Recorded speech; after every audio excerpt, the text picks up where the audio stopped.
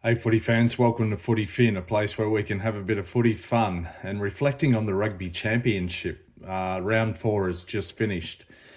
This is just the championship that keeps on giving in terms of surprises and thrills and results and good rugby and great tries, etc. So each team, after 4 rounds, it's 2/3 of the way over, each team has won 2 and lost 2. And each pairing, each team in each pair has won 1 and lost 1 against their opponents in that pair, if that makes sense. So yeah, exciting stuff. So yesterday afternoon in Sydney, the Wallabies went down 26-28 to Los Pumas from Argentina. And look, I'll come to this one later, but in the end, the All Blacks had a massive loss to the Springboks from South Africa in Wellington. So, but look, let me cover the first match first. Look, heading into this match, the Wallabies have injuries and they're rotating some players. I'm not overly surprised that they lost this game. And let's be fair, Argentina are a very good team who fully deserve to be in the top 7 at least globally. Will they overtake the Wallabies in the 6th now? That remains to be seen. So not a massive surprise that the Wallabies lost necessarily. It was looking very one-sided for a while there on the back of Argentina kicking 6 or 7 penalties that the Wallabies gave away.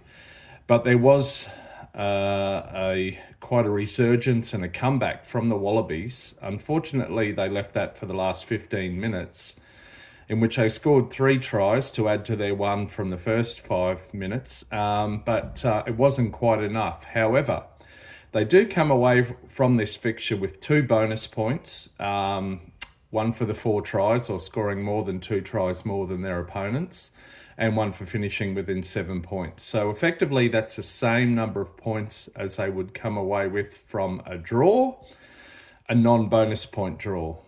I will just say this, when Daunguno scored his first try in the corner, and it was a well-taken try and fair play to him, and I probably would have done the same. But with the benefit of hindsight and me sitting in front of the TV, he could have thrown a pass over the top to Jorgensen, who was trailing him in support, who would have run around and put it under the posts for James O'Connor to convert. But hey, it wasn't meant to be.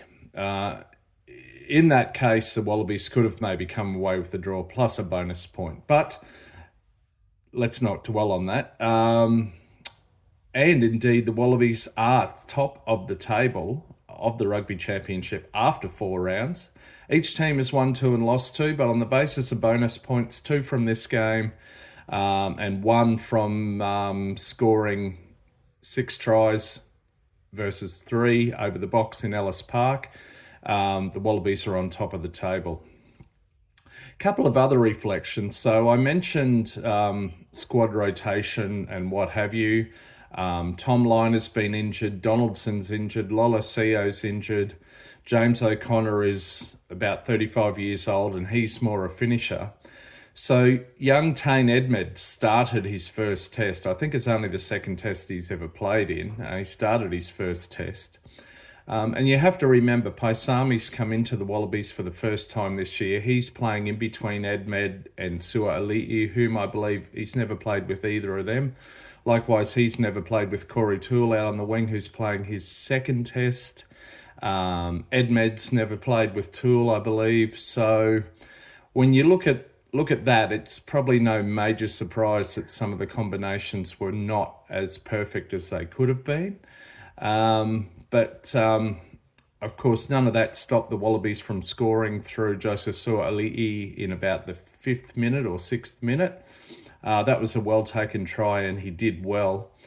I am going to say one thing about Sua'ali'i. Obviously, he's building into a great international rugby player. Having played rugby at high school, but then played a couple of seasons of NRL. there are still some question marks over his positioning and defence. And one thing I've noticed in these two tests against Argentina in particular is his reluctance to pass the ball out to the wingers.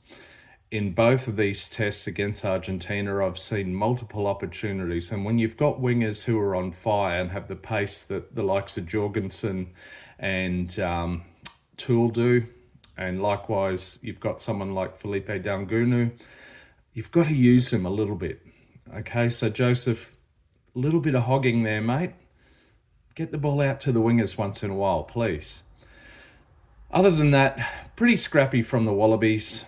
Ill discipline, bit of lack of patience as well at times. Bobby Valentini's almost try, which turned out to be a knock-on in traffic. Just lacking a bit of patience at times. But yeah, discipline is what cost them. But fair play for the comeback. I mean, 2 of the 3 tries scored in the last 16 minutes or so were against 10 men, I believe. And interestingly, Argentina failed to capitalise in the 10 minutes in the first half that Max Jorgensen was off the field with a yellow card, except for one penalty, I think.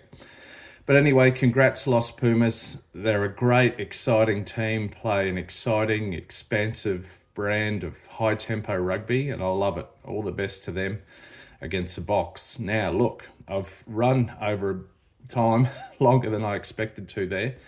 Very briefly, and I don't want to rub salt into any wounds to my cousins across the ditch, but the All Blacks in Wellington were up 10-7 last night. Not only did the Boks hold them scoreless in the second half in a home game in New Zealand, but they put on 36 unanswered points and won the game 43 points to 10 with some stunning rugby in the second half. Some great, well-taken tries. Long kicks out of Peter Steph du Toit, who offloaded off the ground to Quagga Smith, etc., etc. Willemse, some great footwork. Really exciting. Sadly for New Zealand rugby fans, that is the biggest loss the All Blacks have ever suffered. In terms of margin, at least. They are going to be hurting. And by the way, this is not going to do the Wallabies any favours at all. Whereas if they came away from the matches against South Africa with a couple of wins over the Boks, they might have been a bit more complacent come the first Bledisloe test in 2 weeks at Eden Park. There won't be any complacency this time. Beware the wounded All Blacks. So the Boks have done the Wallabies no favours there. So yeah, but that seems like some time away at the moment. Of course, the New Zealand public, many of them are calling for the head of coach Scott Robinson. I think that's harsh and premature personally. But yeah, a really unexpected result. Not the win by the Boks per se, but the nature of the result. And what a bounce back after the disappointment at Eden Park last week. But yeah, look, great rugby championship. I'm loving this. Teams rest next week and then they regroup the following week. So yeah, anyhow, love this. Gonna go find a rolling maul to stick my head in. But until next time, keep enjoying the rugby. See ya.